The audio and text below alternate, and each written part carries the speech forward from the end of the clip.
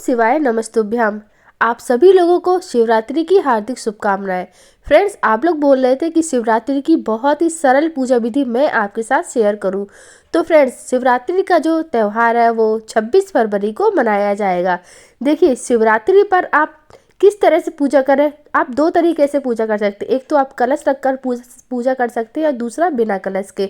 मैं यहाँ पर आपको बिना कलश के बहुत ही कम सामान में और बहुत ही सरल विधि के साथ पूजा विधि शेयर कर रही हूँ। फ्रेंड्स, जिस पात्र में भी हम अपने शिवलिंग को स्नान करवाएंगे उस पात्र में हम स्वास्तिक बना लेंगे। ठीक है, इस तरह से अभिषेक भी कर सकते हैं आप शिवरात्रि वाले दिन। अगर आपके पास ज़्यादा समय नहीं है तो आप बहुत ही सरल विधि के साथ पूजा कर सकते हैं और आपको इसका संपूर्ण फल जो है वो मिल जाएगा। देखिए, हमारे भगवान ये नहीं कहते कि आप बहुत सारे सामान के साथ हमारी पूजा करिए, बहुत सारा समय दीजिए हमें। अगर आप अपने पूरे मन से श्रद्धा के साथ भगवान की पूजा 2 मिनट भी कर लेते हैं ना, तो उसका भी फल आपको मिल जाता है। ठीक है, तो वही मैं आज आपको बहुत ही कम सामान के साथ और बहुत ही कम समय में शिवरात्रि की पूजा कैसे करते हैं वो शेयर कर रहे हैं। फ्रेंड्स, देखिए, इस पूजा में ना तो मैंने कलश रखा है ना तो मैंने अलग से चौकी लगाई है। ठीक है, कभी कभी हमारे पास जगह नहीं होती है तो हम चौकी नहीं लगा सकते, तो ये पूजा मैं अपने घर के मंदिर में ही करके बता रही हूँ। ठीक है, तो देखिए, यहाँ पर मैंने स्वास्तिक के ऊपर अपने शिवलिंग को रख लिया है। ठीक है, शिवलिंग को रखेंगे, साथ ही मैंने हमारे पास जो नंदी है उनको भी मैंने रख लिया है, क्योंकि शिवलिंग के साथ नंदी की पूजा भी हमें जरूर करनी चाहिए। तो देखिए, बिना कलश के साथ अपने घर के मंदिर में ही हम ये पूजा कर रहे हैं। सबसे पहले शिवलिंग को हम शुद्ध जल से स्नान कराएंगे। ओम शिवाय नमस्तुभ्याम, ओम शिवाय नमस्तुभ्याम, ओम शिवाय नमस्तुभ्याम, ओम शिवाय नमस्तुभ्याम।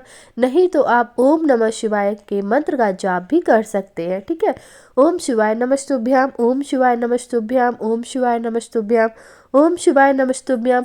फ्रेंड्स, इसके बाद आप कच्चे दूध से स्नान करवाइए। ठीक है, मेरा गला थोड़ा सा ख़राब है, उसके लिए सॉरी फ्रेंड्स वीडियो में। तो देखिए, यहाँ पर अब हम कच्चे दूध से स्नान कराएंगे। ओम शिवाय नमस्तुभ्याम, ओम शिवाय नमस्तुभ्याम। आप चाहे तो पंचामृत स्नान भी करा सकते हैं भोलेनाथ को। ठीक है, दही से और घी से, शहद से आप पंचामृत स्नान भी करा सकते हैं। अब हमने कच्चे दूध से स्नान कराने के बाद अब हमने फिर से शुद्ध जल से स्नान कराएंगे शिवलिंग को।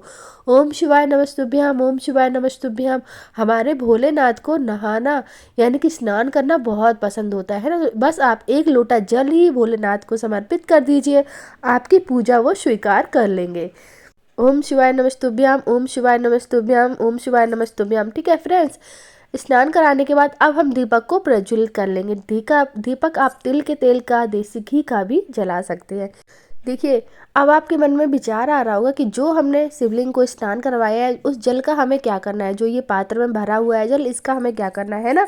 तो ये भी मैं आपको वीडियो के एंड में बताऊंगी इस जल का हमें क्या करना होता है बाद में। ठीक है, तो देखिए, यहाँ पर मैंने दीप प्रज्वलित कर दिया है, धूप दिखा दी है, धूप को भी अब हम लगा देंगे। अब हम अपने भोलेनाथ को सबसे पहले तो लगाएंगे तिलक। तिलक हम चंदन का, लाल चंदन का, पीले चंदन का लगाइए। भोलेनाथ को कुमकुम समर्पित नहीं किया जाता है, चंदन ही समर्पित किया जाता है। ठीक है, तो देखिए, यहाँ पर मैंने पीला चंदन लगा दिया है शिवलिंग को, और नंदी जी है उनकी भी सेम इसी तरह से पूजा हम करते जाएंगे।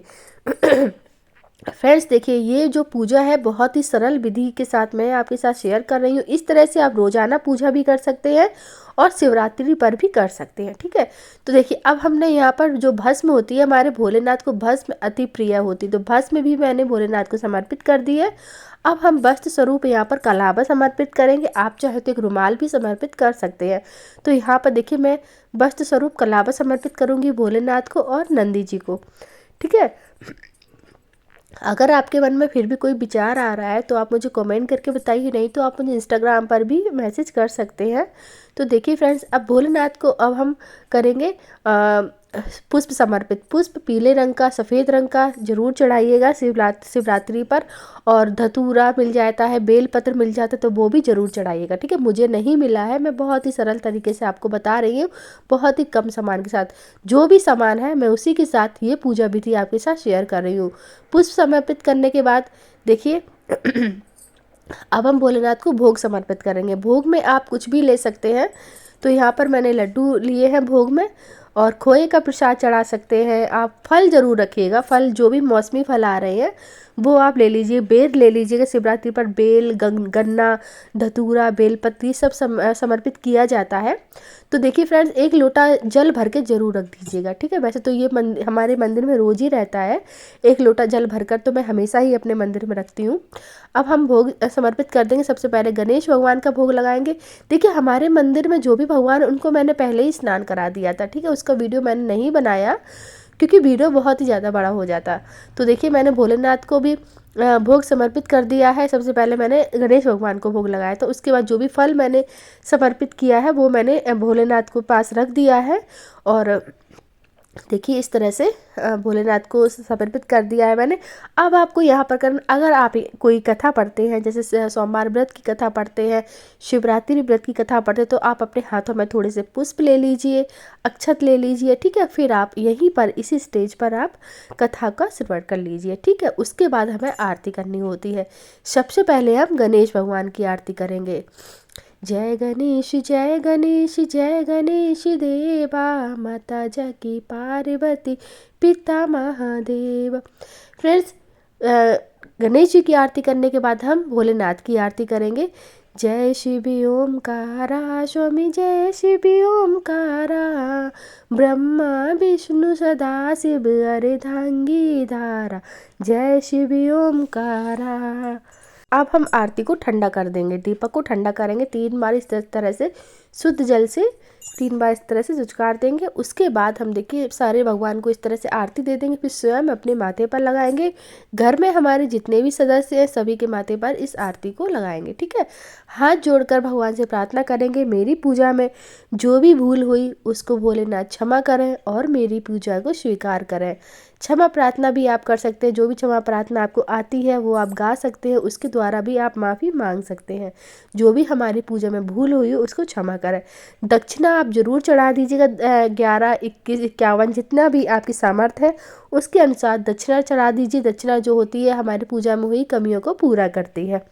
फ्रेंड्स, इस तरह से हम बहुत ही सरल विधि के साथ शिवरात्रि की पूजा अपने घर में कर सकते हैं, बिना चौकी लगाए, बिना कलश रखे, अपने घर के मंदिर में ही इस तरह से हम भोलेनाथ की पूजा शिवरात्रि पर कर सकते हैं। अब जान लेते हैं इस पानी का हमें क्या करना। तो देखिए ये जो पानी है स्नान किया हुआ, ये हम किसी भी गमले में डाल देंगे। याद रहे तुलसी के गमले में इस पानी को हमें नहीं डालना है, बाकी आप किसी और गमले में इसको डाल सकते हैं, ठीक है।